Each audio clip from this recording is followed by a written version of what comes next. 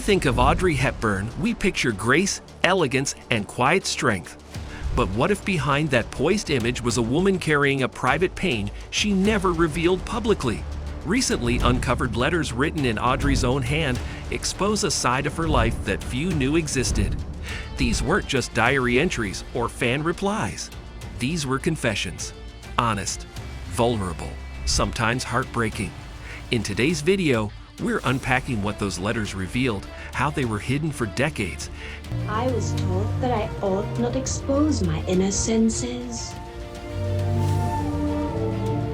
Had no plan for a man. And why they're rewriting everything we thought we knew about one of Hollywood's most beloved icons. What you're about to learn will stay with you, because behind the smile was a secret she kept all her life. The world saw her as perfect, an icon of timeless beauty and gentle strength. But Audrey Hepburn was far more complex than the image Hollywood package. Behind her elegant posture and delicate voice was someone deeply scarred by war, abandonment, and emotional isolation. She smiled for cameras. Audrey Hepburn.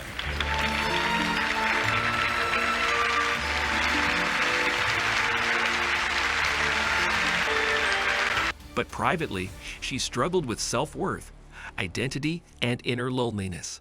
Her image was controlled by studios, fashion houses, and press agents.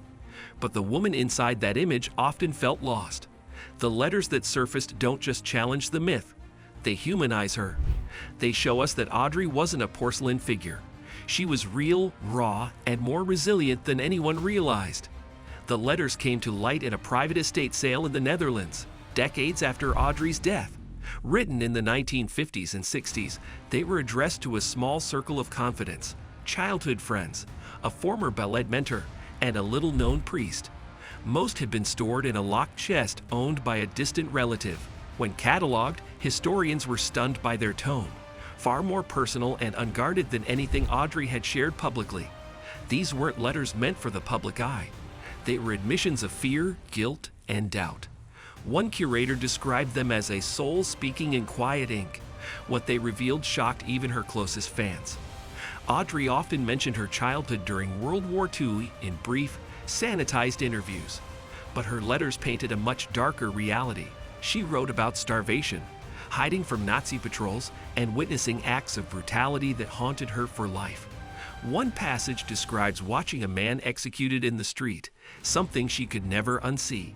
She also detailed the deep trauma of seeing friends disappear and her mother's descent into silence and fear.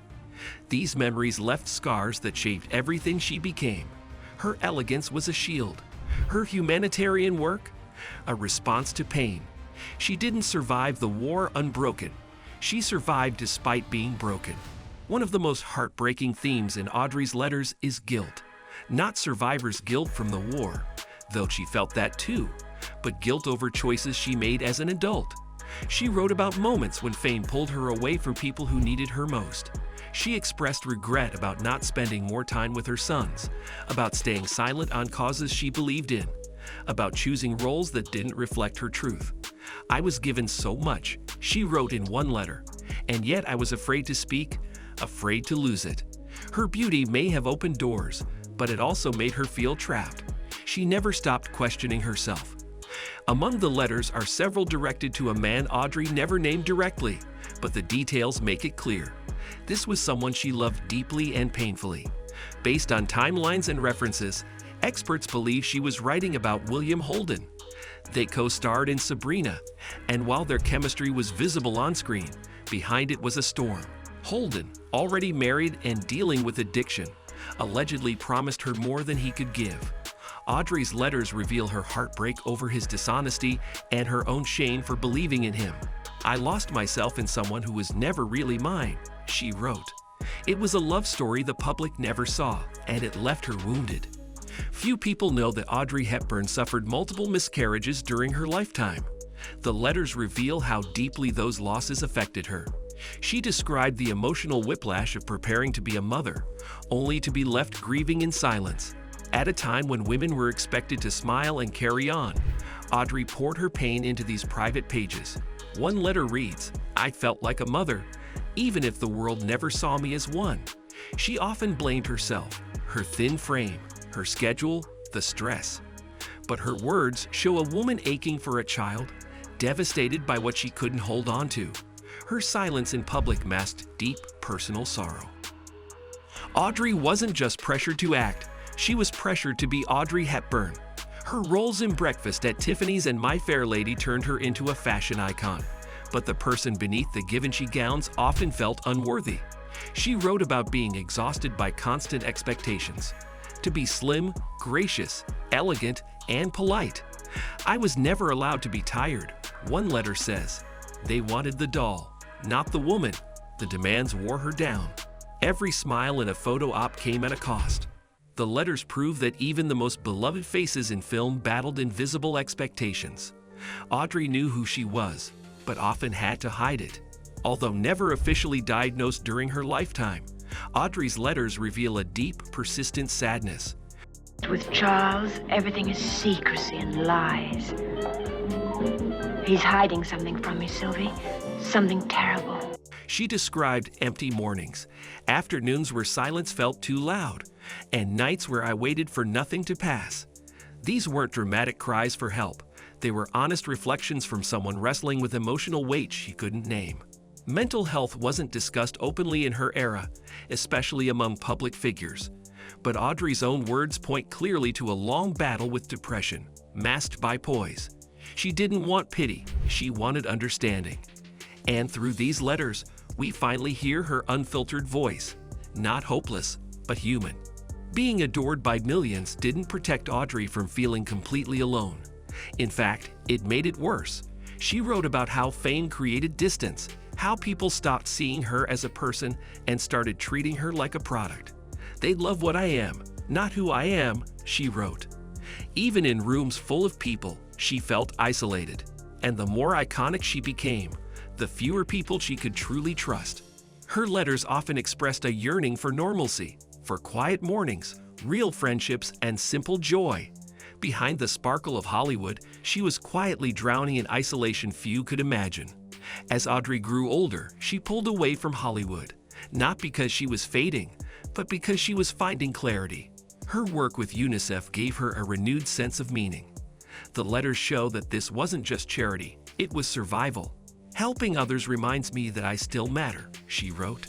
She traveled to war-torn regions, hugged starving children, and used her fame for something real. It wasn't glamorous, and she didn't care. In her letters, you feel the shift.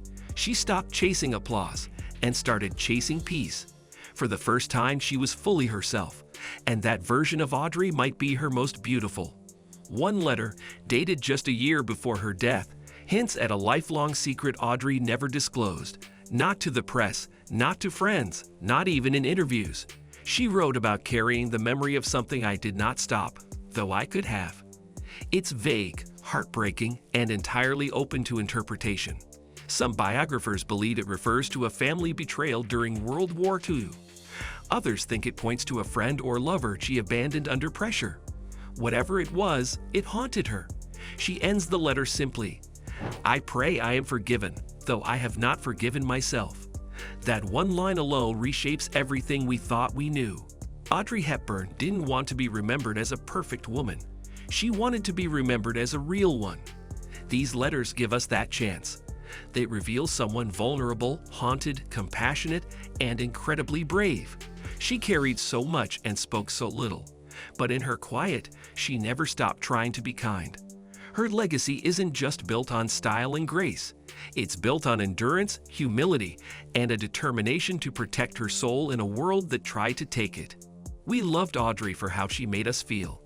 Now we can love her for who she truly was. Audrey Hepburn's letters give us something the cameras never could, her truth. Not curated, not edited, not filtered, just Audrey.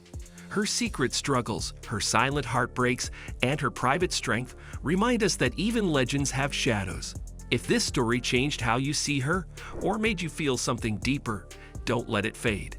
Like, comment, and share this video. And hit subscribe for more hidden stories from Hollywood's golden age. This is Silver Screen Secrets, where icons finally get to speak in their own voice.